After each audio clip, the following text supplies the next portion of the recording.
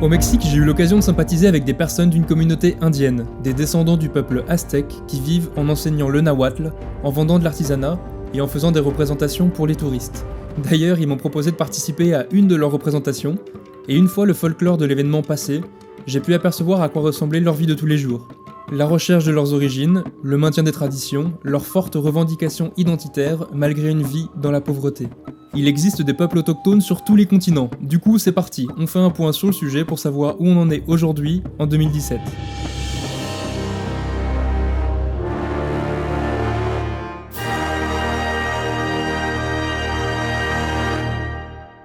À l'heure où tout le monde se crispe sur la question de l'identité et des migrations, les peuples autochtones sont les seuls à vraiment pouvoir dire qu'ils étaient là les premiers.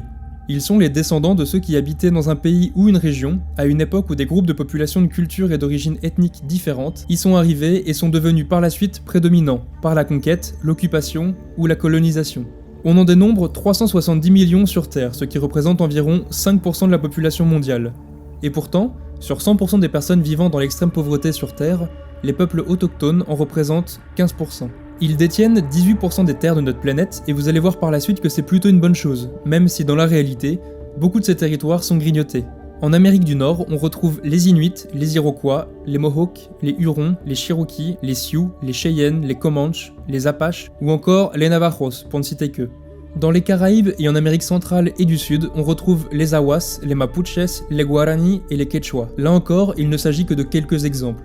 En Afrique, du nord au sud, on retrouve une énorme quantité de peuples autochtones, tels que les Touaregs, les Pygmées, les Maasai, les Tutsis ou encore les Zoulous. Direction à présent l'Océanie pour rencontrer les Papous, les Maoris et les Aborigènes, avant de monter en Asie avec les Arméniens, les Assyriens, les Pashtuns, les Kirghizes, les Mongs ou encore les Esquimaux, que l'on retrouve aussi en Amérique du Nord.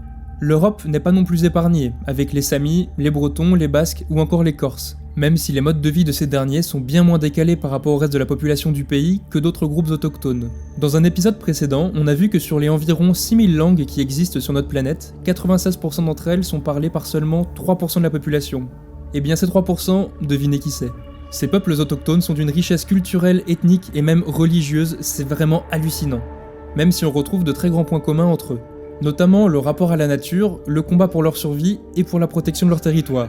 Ça s'est encore illustré récemment aux États-Unis avec la construction d'un pipeline sur un territoire sacré, provoquant une vive résistance du peuple Sioux et d'autres Amérindiens. Ou encore la construction de barrages en Amazonie, obligeant certains chefs à attirer l'attention sur leurs difficultés. Les défis restent importants pour ces peuples autochtones, même s'il y a eu d'énormes avancées ces 20 dernières années. Avec une reconnaissance progressive de leurs droits individuels et collectifs, notamment avec l'adoption de la Déclaration des Nations Unies sur le droit des peuples autochtones en 2007, l'instauration de l'instance permanente des Nations Unies sur les questions autochtones, la mise en place du mécanisme d'experts sur les droits des peuples autochtones et la création d'un rapporteur spécial sur les droits de ces peuples. Une reconnaissance institutionnelle de très grande ampleur qui ne s'est jamais vue ailleurs pour d'autres acteurs non étatiques. Le 9 août a par ailleurs été déclaré comme la journée internationale des peuples autochtones par les Nations Unies. Pour conclure, voici l'extrait d'un texte rédigé par la Banque mondiale qui dit que, de par le fait qu'ils vivent dans des zones reculées, ils sont en réalité les gardiens de 80% de la biodiversité mondiale. De fait, on doit à ces populations la préservation de certaines terres et eaux maritimes ou douces qui revêtent une importance primordiale du point de vue biologique. Les peuples autochtones possèdent une expertise et un savoir ancestral fondamental sur les moyens d'adaptation aux risques causés par le changement climatique et les catastrophes naturelles, ainsi que sur ce qui permet de les atténuer et de les réduire.